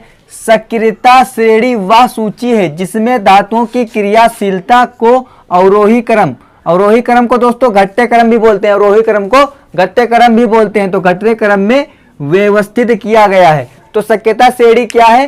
शक्यता श्रेणी वह श्रेणी है जिसमें धातुओं को उनकी अभिक्रियाशीलता के घटते क्रम में या अवरोही क्रम में रखा गया है। तो इस तरह से याद कर लीजिएगा। अब सक्रियता श्रेणी है क्या? ये जो हमारे पास पूरी की पूरी श्रेणी बनी हुई है, यही सक्रियता श्रेणी है। इसमें धातुओं को उनकी अभिक्रियाशीलता के घटते क्रम में रखा गया। धातुओं को घटती अभिक्रियाशीलता का यह क्रम है, धातुओं को उनकी घटती अभिक्रियाशीलता के क्रम में रखा गया है। तो साथियों, अब बात आती है कि आखिरकार सर ये सक्रियता श्रेणी जो हमारे पास दी हुई है, इसको हम याद कैसे करेंगे? जो हमारी परीक्षा में आ जाएगी तो हम इसको किस तरह से लिखेंगे? तो सुनिएगा ध्यान से दोस्तों, हम यहाँ पर एक शॉर्ट ट्रिक लेकर आए हैं जो आपको यहाँ पर याद करने की शॉर्ट ट्रिक है। तो घबराने की बात नहीं है, इस शॉर्ट ट्रिक से आप याद कर लीजिएगा, आपको बुढ़ापे तक याद रहेगी दोस्तों सक्रियता श्रेणी। आप जब भी परीक्षा में लिखने जाएंगे आराम से लिख लेंगे। तो यहाँ पर जो शॉर्ट ट्रिक है उसका निमेनिक्स अगर जो मैं बोलूं तो यह है कि एक लड़की है कैटरीना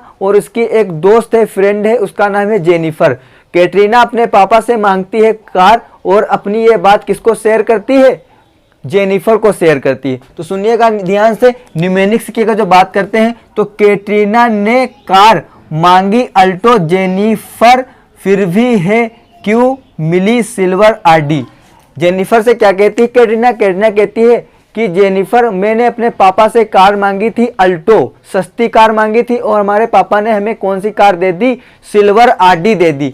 तो अब यहाँ से जो न्यूमेनिक्स है इनसे हमारे पास बन के आएंगे ये हमारे क्या?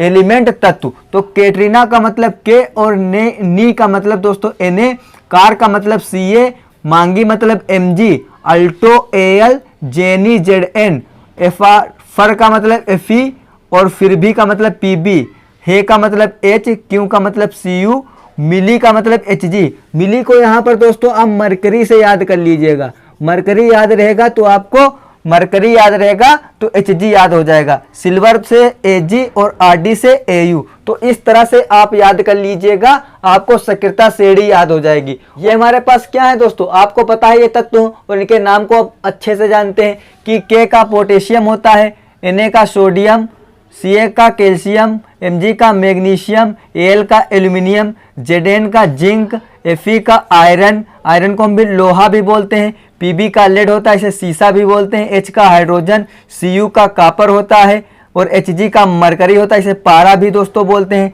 सिल्वर का क्या होता है? सिल्वर, इसे चांदी भी बोलते हैं। Rd का क्या होता है? Au मतलब क्या होगा? गोल्ड होगा। गोल्ड मतलब सोना दोस्तों। तो इस तरह से आप याद कर लीजिएगा, आपको परीक्षा में या 1 नंबर पूरा दिला कर जाएगी, क्योंकि आपकी परीक्षा का या 1 मार्क का क्वेश्चन है। अब यहाँ पर हम इसके अभिलक्षण की बात करते हैं तो परीक्षा में आप इन अभिलक्षण को नहीं लिखिएगा। क्यों नहीं लिखेंगे? क्योंकि परीक्षा में 1 नंबर का क्वेश्चन आएगा। अब आपका सवाल कि सर आखिरकार इन अभिलक्षण को आपने लिखा क्यों, जो हमारी परीक्षा में इनसे कोई मतलब नहीं?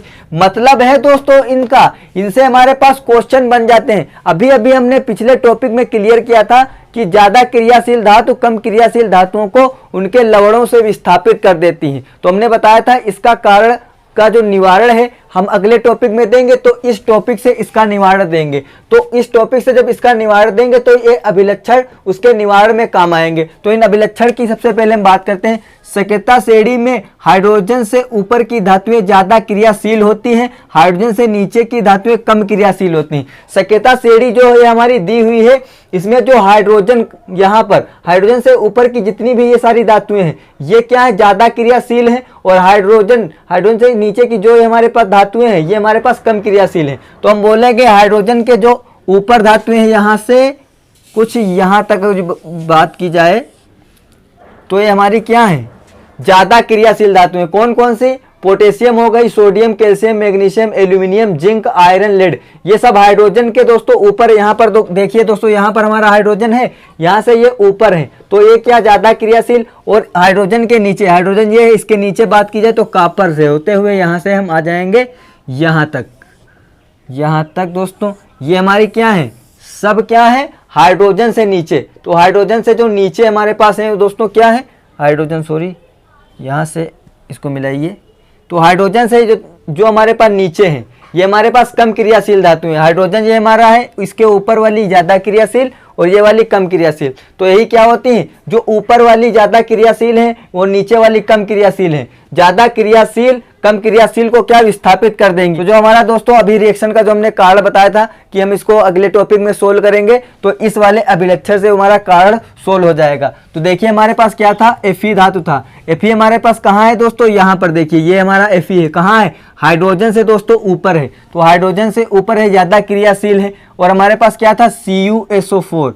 CuSO4 मतलब कॉपर का साल्ट था, कॉपर का लवण था। कॉपर कहाँ है दोस्तों, यहाँ हमारे पास हाइड्रोजन है और हाइड्रोजन के नीचे कॉपर है। तो कॉपर हाइड्रोजन से नीचे कम क्रियाशील है और आयरन हाइड्रोजन से ऊपर है, तो क्या ज्यादा क्रियाशील है। अब ये ज्यादा क्रियाशील है, ये कम क्रियाशील है, तो ये क्या करेगा, इसको विस्थापित कर देगा और यहाँ पर अपनी जगह बना लेगा। तो जब इसको विस्थापित करेगा तो हो जाएगा FeSO4, क्योंकि जब ये इसको विस्थापित करेगा तो यहाँ पर आ जाएगा FeSO4 बनाएगा और कॉपर को विस्थापित कर देगा। तो उम्मीद करता हूँ कि जो आपका डाउट था इस रिएक्शन से अच्छे से क्लियर हो चुका होगा, क्योंकि ये ज़्यादा क्रियाशील था, ये कम क्रियाशील था। ये क्या करेगा, इसको विस्थापित कर देगा और ये यहाँ पर विस्थापित होकर आ जाएगा। तो डाउट तो क्लियर हो चुका होगा। अब दूसरे पॉइंट की बात करते हैं। तो दूसरा पॉइंट है, हाइड्रोजन से ऊपर रखी धातुएं अम्लों से अभिक्रिया करके हाइड्रोजन विस्थापित करती हैं, लेकिन हाइड्रोजन से नीचे की धातुएं ऐसा नहीं कर पाती हैं।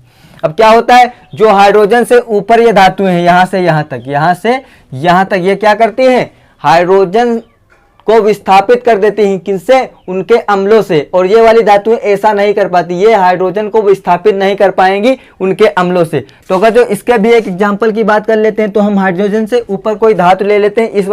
इस बार हम जिंक को लेते हैं। तो जिंक हमारी हाइड्रोजन से ऊपर धातु है और इसकी अभिक्रिया कोई भी अम्ल से करा देते हैं, तो H2SO4 अम्ल से करा देते हैं। तो होता क्या है, जब हाइड्रोजन से ऊपर वाली धातु अम्ल से अभिक्रिया करती है तो क्या करती है, हाइड्रोजन को विस्थापित कर देती है। तो ये जिंक क्या करेगा, हाइड्रोजन को विस्थापित कर देगा और यहाँ स्थान ले लेगा। तो हो जाएगा ZnSO4 हमारे पास बन जाएगा और H2 गैस बाहर निकल जाएगी। तो बन गया हमारे पास क्या, ZnSO4। जिंक ने H2 को विस्थापित कर दिया और जिंक सल्फेट बना लिया और यहाँ पर हाइड्रोजन गैस निकल गई। तो उम्मीद करता हूँ ये दोनों के दोनों डाउट जो आपके थे ये अच्छे से क्लियर हो चुके होंगे। आप एक इसका बेहतरीन सा स्क्रीनशॉट ले लीजिए।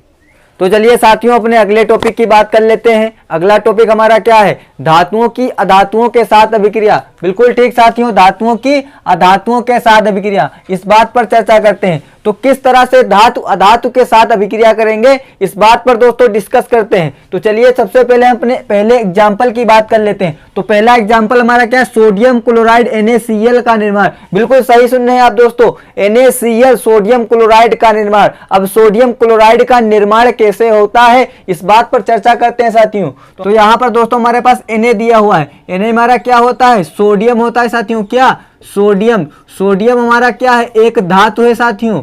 क्या, धातु है साथियों। तो सोडियम एक धातु, इसके परमाणु क्रमांक की बात की जाए तो साथियों कितना होता है, 11 होता है। कितना, 11 होता है साथियों। अब बात आती है कि आखिरकार सर ये परमाणु क्रमांक क्या होता है। तो सुनिएगा ध्यान से, हमारे पास जो आवर्त सारणी है, आवर्त सारणी में तत्वों को उनके परमाणु क्रमांक के बढ़ते हुए क्रम में रखा गया है। तो सोडियम को आवर्त सारणी में 11 नंबर पर रखा गया है। पहले नंबर पर हमारे पास हाइड्रोजन है, दूसरे पर हमारे पास हीलियम है, तीसरे पर हमारे पास लिथियम है, चौथे पर हमारे पास क्या, बोरान है, पांचवें पर बेरिलियम है और छठे पर दोस्तों हमारे पास क्या है, छठे पर हमारे पास कार्बन है, सातवें पर नाइट्रोजन है, आठवें पर ऑक्सीजन है, नौवें पर हमारे पास फ्लोरीन है, 10वें पर हमारे पास नियान है, 11वें नंबर पर हमारे पास सोडियम है दोस्तों। कितने नंबर पर, 11वें नंबर पर है। अब इसके इलेक्ट्रॉनिक विन्यास की बात की जाए तो इसका इलेक्ट्रॉनिक विन्यास होता है 2,8,1। कितना, 2,8,1। जो इसका इलेक्ट्रॉनिक विन्यास है वो परमाणु क्रमांक के हिसाब से लिखा जाता है। तो यहाँ पर परमाणु क्रमांक 11 था तो इसका इलेक्ट्रॉनिक विन्यास आया 2,8,1। 2,8,1 को जब हम जोड़ेंगे तो दोस्तों 11 आ जाएगा। अब बात आती है कि आखिरकार सही इलेक्ट्रॉनिक विन्यास क्या होता है। तो इलेक्ट्रॉनिक विन्यास को अच्छे से क्लियर करने के लिए हमने एक स्पेशल वीडियो बना रखी है इलेक्ट्रॉनिक विन्यास पर। अगर आपने उसको नहीं देखा है तो उसकी लिंक इसकी डिस्क्रिप्शन में मिल जाएगी, आप वहां से वॉच कर लीजिएगा। सारे के सारे डाउट क्लियर हो जाएंगे कि आखिरकार इलेक्ट्रॉनिक विन्यास क्या होगा। अगर जो आप उसे नहीं देखते हैं तो अगला वाला जो हमारा चैप्टर है उसमें हम इलेक्ट्रॉनिक विन्यास को और अच्छे से क्लियर कर देंगे। छोड़िए दोस्तों अपने टॉपिक की बात करते हैं। तो हमारा टॉपिक क्या है, इलेक्ट्रॉनिक विन्यास की हम बात कर रहे थे। तो इलेक्ट्रॉनिक विन्यास था 2,8,1।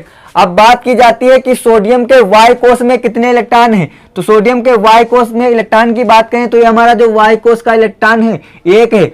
Y कोष में कितने इलेक्ट्रॉन है? एक इलेक्ट्रॉन है। अब यहाँ ए कहाँ से आया? Y कोष में एक इलेक्ट्रॉन। अगर जो हम बात करें तो हमारे पास टोटल कितने कोष होते हैं? 4 कोष होते हैं। एक होता है K, एक होता है L, एक होता है M, एक होता है N। दोस्तों K में हमारे पास 2 इलेक्ट्रॉन भरते हैं, L कोष में हमारे पास 8 इलेक्ट्रॉन भरते हैं, M वाले में हमारे पास 8 भरते हैं, N वाले में दोस्तों 18 भरते हैं। तो अगर जो हम सोडियम के कोष को बनाएं तो इस तरह से हम बना सकते हैं। ये हमारे पास सोडियम का न्यूक्लियस हो गया, ये उसका पहला कोष हो गया, ये उसका दूसरा कोष हो गया, ये उसका तीसरा कोष हो गया। तो पहले कोष में कितने इलेक्ट्रॉन है? 2। तो हम पहले कोष में 2 इलेक्ट्रॉन भरेंगे। दूसरे कोष में कितने हैं? 8। तो दूसरे कोष में 8 भर देंगे। और तीसरे और Y कोष में हमारे पास कितने इलेक्ट्रॉन है? 1 इलेक्ट्रॉन है। तो यहाँ पर अगर देखोगे तो सोडियम के Y कोष मतलब जो आखिरी वाला कोष होता है वह Y कोष होता है। तो सोडियम के Y कोष में 1 इलेक्ट्रॉन है। कितना इलेक्ट्रॉन?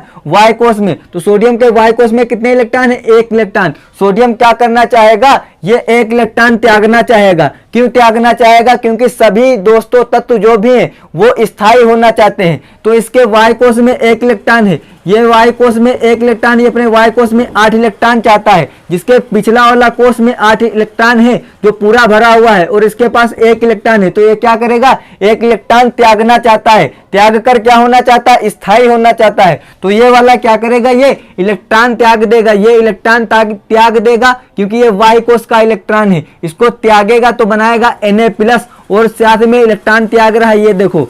तो ये इस तरह से इलेक्ट्रॉन त्याग देगा और बनाएगा Na+।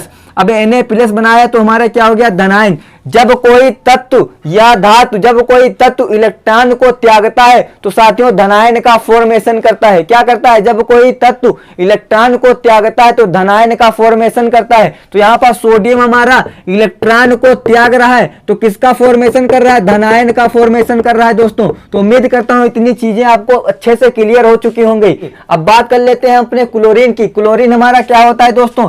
एक अधातु होता है। क्या? अधातु। और हम किस पर चर्चा कर रहे हैं?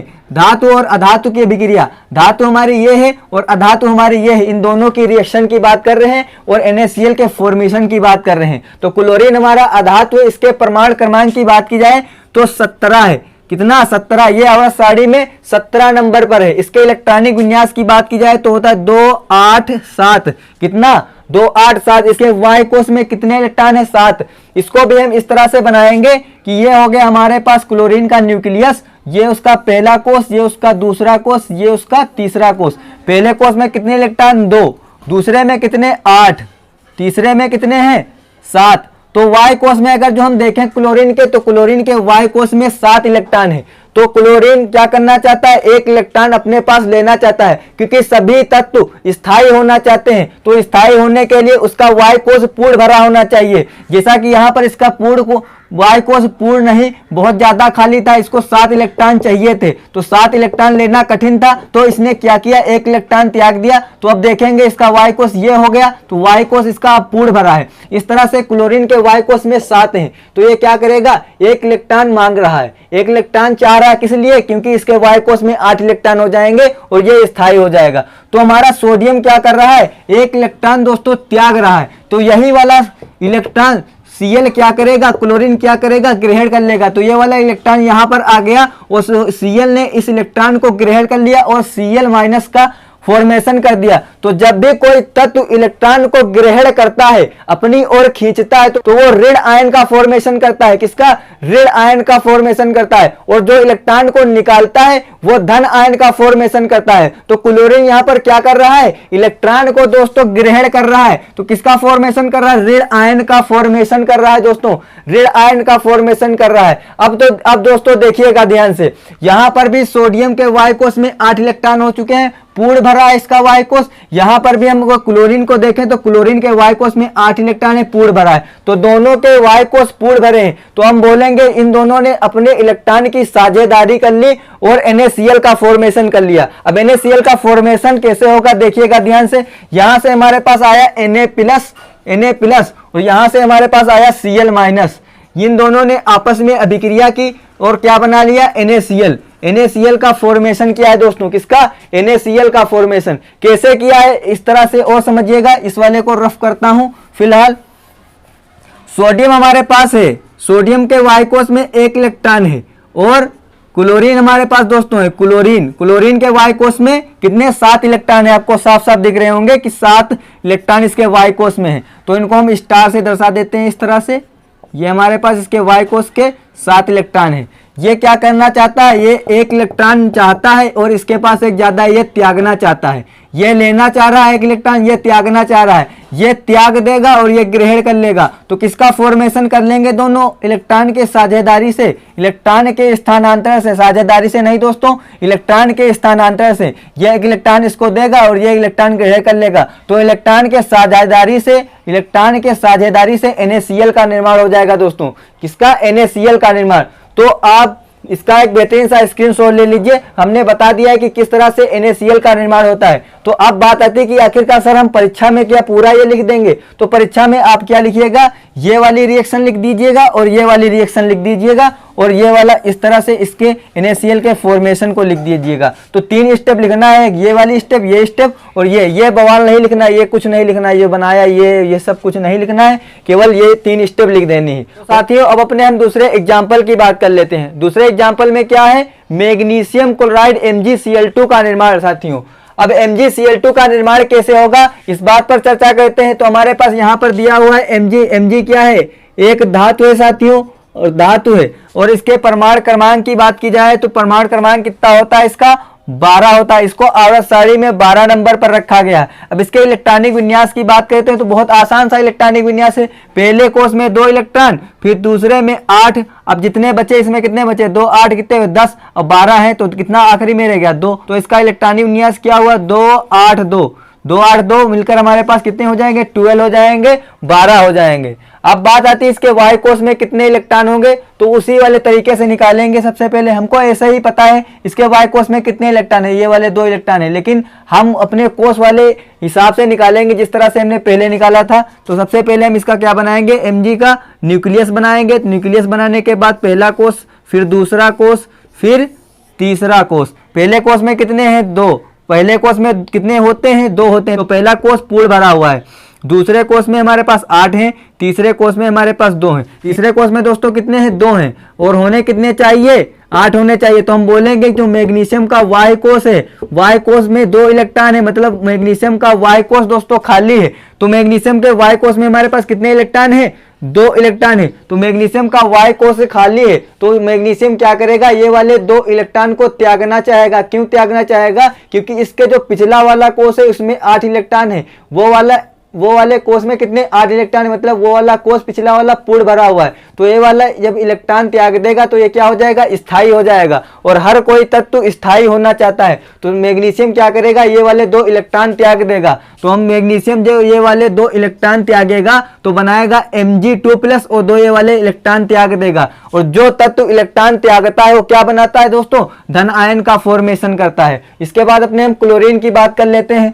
तो क्लोरीन का परमाणु क्रमांक आपको पता है कि 17 होता है। इलेक्ट्रॉनिक विन्यास भी अभी भी बता रखे हैं कि 2 8 और कितना 7 होता है। वाई कोष में कितने इलेक्ट्रॉन होंगे, 7 होंगे। तो जब इसके पास वाई कोष में इलेक्ट्रॉन 7 होंगे तो ये क्या करेगा, 1 इलेक्ट्रॉन ग्रहण करना चाहेगा। जब 1 इलेक्ट्रॉन यहाँ पर ग्रहण करेगा तो हो जाएंगे इसके वाई कोष में कितने इलेक्ट्रॉन, 7 और 1 मिलकर क्या हो जाएंगे दोस्तों, 8 हो जाएंगे। तो इसके भी वाई कोष में पूर्ण हो जाएंगे इलेक्ट्रॉन। तो यहाँ पर इसके पास वाई कोष में 7 इलेक्ट्रॉन है। इसने ये वाला इलेक्ट्रॉन दोस्तों ग्रहण कर लिया। ग्रहण करने के बाद Cl- बना दिया। और इसके वाई कोष में कितने इलेक्ट्रॉन है, 8 इलेक्ट्रॉन है। आपको यह भी अच्छे से पता है जो तत्व इलेक्ट्रॉन ग्रहण करता है वो किसका फॉर्मेशन करता है, ऋण आयन का फॉर्मेशन करता है। तो क्लोरीन यहाँ पर क्या कर रहा है, 1 इलेक्ट्रॉन ग्रहण कर रहा है तो ऋण आयन का फॉर्मेशन कर रहा है, ऋण आयन बना रहा है दोस्तों। तो उम्मीद करता हूं कि इतना आपको क्लियर हो चुका होगा। अब बात आती है कि MgCl2 का निर्माण कैसे होगा। हमारे पास क्या है, मैग्नीशियम है दोस्तों। मैग्नीशियम के पास वाई कोष में कितने इलेक्ट्रॉन है, 2 इलेक्ट्रॉन है। फिर हमारे पास क्या है, Cl। अब Cl यहाँ पर हम 2 लेंगे क्योंकि Cl के वाई कोष में कितने 7 इलेक्ट्रॉन है, वो 1 इलेक्ट्रॉन ग्रहण करना चाहेगा। तो ये वाला Cl 1 इलेक्ट्रॉन ग्रहण कर लेगा और एक Cl ये वाला 1 इलेक्ट्रॉन ग्रहण कर लेगा। तो हमारे पास 2 Cl लेंगे तभी तो हमारे पास MgCl2 बन के आएगा। तो इस वाले Cl के पास कितने इलेक्ट्रॉन है, 7 इलेक्ट्रॉन है। कितने, 7। इस वाले Cl के पास भी 7 इलेक्ट्रॉन है, 7। अब ये क्या करेगा, ये वाला एक इलेक्ट्रॉन इसको दे देगा और Mg ये वाला इलेक्ट्रॉन इसको दे देगा। दोनों के दोनों हमारे Cl Mg के दोनों इलेक्ट्रॉनों को ग्रहण कर लेंगे और किसका फॉर्मेशन कर देंगे, MgCl2 का फॉर्मेशन कर देंगे। तो उम्मीद करता हूं कि आपको समझ में आ चुका होगा कि मैग्नीशियम क्लोराइड का फॉर्मेशन किस तरह से होता है। आपको यहाँ पर साफ साफ दिख रहा होगा। आपको इसमें भी क्या करना है, यही वाली स्टेप याद रखनी है, पेपर में लिखना है ये वाली और ये वाली और ये वाला जो हमने बताया, ये तीनों स्टेप को पेपर में लिख देना जब भी इस तरह से क्वेश्चन आ जाए साथियों। तो एक आप इसका बेहतरीन सा स्क्रीनशॉट ले लीजिए। इसी के साथ हम थोड़ा सा आगे बढ़ जाते हैं। तो चलिए साथियों अपने अगले टॉपिक की बात कर लेते हैं। अगला टॉपिक हमारा क्या है, आयनिक यौगिक। बिल्कुल सही सुन रहे हैं आप, हम आयनिक यौगिक की बात करते हैं। अब आयनिक यौगिक होते क्या है, इस बात पर चर्चा कर लेते हैं। धातु से इलेक्ट्रॉन का आधातु की ओर गमन करना आयनिक यौगिक कहलाता है। बिल्कुल सही सुन रहे हैं दोस्तों, धातु से इलेक्ट्रॉन का आधातु की ओर गमन करना क्या कहलाता है, आयनिक यौगिक कहलाता है। अभी इसको हमने बहुत अच्छे से क्लियर किया जब हमने पढ़ाया था धातुओं की अधातुओं के साथ अभिक्रिया। उसमें हमारे पास धातु थी सोडियम और अधातु थी क्लोरीन। सोडियम के वाई कोश में एक इलेक्ट्रॉन ज्यादा था और क्लोरीन के वाई कोश में एक इलेक्ट्रॉन की कमी थी। तो सोडियम क्या करना चाहता था, एक इलेक्ट्रॉन त्याग रहा था और क्लोरीन क्या कर रहा था, एक इलेक्ट्रॉन ग्रहण कर रहा था। तो सोडियम धातु एक इलेक्ट्रॉन त्याग रहा था, क्लोरीन अधातु एक इलेक्ट्रॉन अपनी ओर ग्रहण कर रहा था। तो सोडियम धातु इलेक्ट्रॉन त्यागेगा, क्लोरीन अधातु अपनी तरफ इलेक्ट्रॉन ग्रहण करके किसका यौगिक का निर्माण कर रहे थे, आयनिक यौगिक NaCl का निर्माण कर रहे थे। तो हमारे पास क्या था, सोडियम था दोस्तों, इसके वाई कोश में एक इलेक्ट्रॉन था और क्लोरीन था। क्लोरीन के वाई कोश में हमारे पास 7 इलेक्ट्रॉन थे साथियों। क्लोरीन के वाई कोश में कितने, 7 इलेक्ट्रॉन थे, इसके वाई कोश में एक इलेक्ट्रॉन। ये एक इलेक्ट्रॉन त्यागना चाहता है। सोडियम हमारा क्या है, धातु है साथियों, क्या धातु है। और क्लोरीन हमारा क्या है, क्लोरीन हमारा क्या है साथियों, अधातु है, क्या अधातु। तो सोडियम क्या करेगा, अपना एक इलेक्ट्रॉन त्याग देगा, किसको दे देगा, क्लोरीन को दे देगा। सोडियम जब क्लोरीन को अपना एक इलेक्ट्रॉन देगा तो किसका फॉर्मेशन हो जाएगा, NaCl का फॉर्मेशन हो जाएगा। तो सोडियम धातु क्लोरीन अधातु को अपना एक इलेक्ट्रॉन दे रहा है। तो यही तो लिखा हुआ है, धातु से इलेक्ट्रॉन का आधातु की ओर गमन करना आयनिक यौगिक कहलाता है। तो यहाँ पर धातु सोडियम है और क्लोरीन अधातु है। धातु से इलेक्ट्रॉन का गमन अधातु की ओर हो रहा है और आयनिक यौगिक NaCl का निर्माण हो रहा है। तो इसका आप बेहतरीन सा स्क्रीनशॉट ले लीजिए। तो चलिए साथियों आयनिक यौगिक के उदाहरण की बात कर लेते हैं। तो हमारे आयनिक यौगिक के उदाहरण का पहला जो उदाहरण है आपको बोर्ड पर साफ साफ दिख रहा है, सोडियम क्लोराइड का निर्माण। अभी इसको जब हमने पढ़ाया था धातुओं की अधातुओं के साथ अभिक्रिया, तो वहां पर बहुत अच्छे से क्लियर कर चुके हैं। तो इसका आप बेहतरीन सा स्क्रीनशॉट ले लीजिए, इसको यहाँ पर मैं नहीं बताऊंगा साथियों। ये हमारे आयनिक यौगिक का दूसरा उदाहरण है, इसका आप बेहतरीन सा स्क्रीनशॉट ले लीजिए। तो चलिए साथियों अपने अगले टॉपिक की बात कर लेते हैं। अब अगला टॉपिक हमारा क्या है साथियों, आयनिक यौगिकों के गुणधर्म। बिल्कुल ठीक साथियों, आयनिक यौगिकों के गुणधर्म पर चर्चा करते हैं। अब आयनिक यौगिकों के गुणधर्म क्या होते हैं, तो देखिएगा ध्यान से दोस्तों। सबसे पहले गुणधर्म की बात करते हैं भौतिक प्रकृति। अब भौतिक प्रकृति क्या होगी, तो देखिए ध्यान से दोस्तों, आयनिक यौगिक कठोर होते हैं तथा इनकी प्रकृति भंगुर होती है। बिल्कुल ठीक साथियों, आयनिक यौगिक कैसे होते हैं, कठोर होते हैं और इनकी प्रकृति कैसी होती है, भंगुर। भंगुर का मतलब पता है आपको क्या होता है, भंगुर का मतलब जो चीजें आसानी से टूट जाती हैं। तो आयनिक यौगिक कठोर होते हैं और भंगुर होते हैं, मतलब आयनिक यौगिक आसानी से टूट सकते हैं। तो पहला गुण आपको अच्छे से क्लियर हो चुका होगा। दूसरे गुण की बात करते हैं गलनांक व क्वथनांक। बहुत ही इंपॉर्टेंट दोस्तों गुण है, आपको दिमाग में सेट कर लेना है। सबसे पहले जान लीजिए कि गलनांक और क्वथनांक क्या होते हैं। गलनांक का मतलब होता है दोस्तों गलने की प्रक्रिया। जैसे एग्जाम्पल की बात की जाए तो बर्फ का जल में बदलना, बर्फ से जल बनना है तो बर्फ गलकर जल बना रहा है, तो ये हमारा हो गया गलनांक। क्वथनांक की बात की जाए तो पानी से क्या हुआ, पानी से भाप का बनना, तो पानी से भाप का बनना इसे बोलते हैं क्वथनांक। ठोस से द्रव बनने की प्रक्रिया क्या होगी, गलनांक कहलाएगी। ठोस बर्फ होता है और पानी क्या होता है, द्रव होता है, तो ठोस से द्रव बनने की क्रिया गलनांक कहलाएगी। और द्रव से भाप बनने की क्रिया, द्रव से गैस बनने की क्रिया, पानी हमारा द्रव होता है और भाप हमारी गैस होती है, तो द्रव से गैस बनने की प्रक्रिया को हम क्वथनांक कहते हैं। तो उम्मीद करता हूं गलनांक व क्वथनांक अच्छे से क्लियर हो चुका होगा। तो हम दूसरे गुण की बात करते हैं। आयनिक यौगिकों का गलनांक व क्वथनांक बहुत अधिक होता है, क्योंकि आयनिक यौगिकों में अंतराणुक आकर्षण बल अधिक होता है। बिल्कुल ठीक साथियों, यहाँ से क्वेश्चन बन जाता है कि आयनिक यौगिकों का क्वथनांक व गलनांक ज्यादा क्यों होता है। तो क्यों होता है साथियों, आपको अच्छे से पता चल चुका होगा कि आयनिक यौगिकों का गलनांक व क्वथनांक अधिक होता है क्योंकि उनके बीच में अंतराणुक आकर्षण बल साथियों ज्यादा होता है। तो उम्मीद करता हूं दूसरा गुण भी क्लियर हो चुका होगा। तीसरे गुण की बात करते हैं। तीसरा गुण क्या है, घुलनशीलता। अब घुलनशीलता पर चर्चा कर लेते हैं। आयनिक यौगिक प्रायः जल में घुलनशील होते हैं। आयनिक यौगिक दोस्तों किसमें घुलनशील होते हैं, जल में घुलनशील होते हैं। परंतु मिट्टी का तेल, जिसे हम केरोसिन तेल भी बोलते हैं, पेट्रोल व डीजल आदि में अविलय होते हैं। बिल्कुल ठीक साथियों, क्या हमारे आयनिक यौगिक जल में तो घुलनशील होंगे लेकिन पेट्रोल, डीजल और केरोसिन तेल मतलब कार्बनिक पदार्थों में घुलनशील नहीं होते हैं। कार्बनिक पदार्थों में घुलनशील नहीं होंगे, जल में घुलनशील होंगे साथियों, जल में घुलनशील होंगे, कार्बनिक यौगिकों में घुलनशील नहीं होंगे। चौथे गुण की बात करते हैं, विद्युत की चालकता। विद्युत चालकता पर अगर जो बात की जाए, आयनिक यौगिक जलीय विलयन में तथा गलित रूप में विद्युत का चालन करते हैं। आयनिक यौगिक किसमें चालन करते हैं, गलित रूप में या जलीय विलयन में विद्युत का चालन करेंगे। कहां करते हैं, आयनिक यौगिक जलीय विलयन या गलित रूप में विद्युत का चालन करते हैं, परंतु ठोसों में विद्युत का चालन नहीं करते हैं। दोस्तों इस बात को ध्यान रखना, ठोसों में विद्युत का चालन नहीं करते हैं और जलीय विलयन में विद्युत का चालन करते हैं। क्यों करते हैं इस बात को देखिएगा, जलीय विलयन में आयन होते हैं इस कारण विद्युत का चालन करते हैं। तो जलीय विलयन में विद्युत का चालन क्यों करेंगे, क्योंकि जलीय विलयन में दोस्तों क्या होते हैं, आयन होते हैं, इसलिए जलीय विलयन में विद्युत का चालन करते हैं आयनिक यौगिक। तो उम्मीद करता हूं चारों के चारों गुण आपको अच्छे से क्लियर हो चुके होंगे। आप एक इनका बेहतरीन सा स्क्रीनशॉट ले लीजिए। तो आपको बोर्ड पर कुछ क्वेश्चन दिखाई दे रहे हैं, ये आपकी परीक्षा में पूछे जा सकते हैं। आप एक इनका बेहतरीन सा स्क्रीनशॉट ले लीजिए और इन्हें सोल्व कीजिएगा। तो साथियों हमारे पास एक छोटा सा टॉपिक बचा हुआ है जो कि बहुत ही इंपॉर्टेंट टॉपिक है, उसको हम पार्ट 2 में क्लियर करेंगे, धातुओं की प्राप्ति। आज की क्लास में बस इतना ही। तो ठहरिए दोस्तों, हमने शुरुआत में बोला था वीडियो की एक इंपॉर्टेंट बात है उसको सीक्रेट रखते हैं। तो दोस्तों उसका सीक्रेट खत्म करते हैं। सीक्रेट ये खत्म करते हैं, जितना भी अभी तक हमने पढ़ाया है उसकी नोट्स पीडीएफ आपको इस वीडियो की डिस्क्रिप्शन में मिल जाएगी और आप वहां से उसको डाउनलोड कर लीजिए, अपने बेहतरीन नोट्स बनाइए। दोस्तों कोचिंग करने की जरूरत नहीं है, सब फ्री ऑफ कॉस्ट है। बेहतरीन नोट्स बनाइए और अपनी लर्निंग को स्टार्ट कीजिए।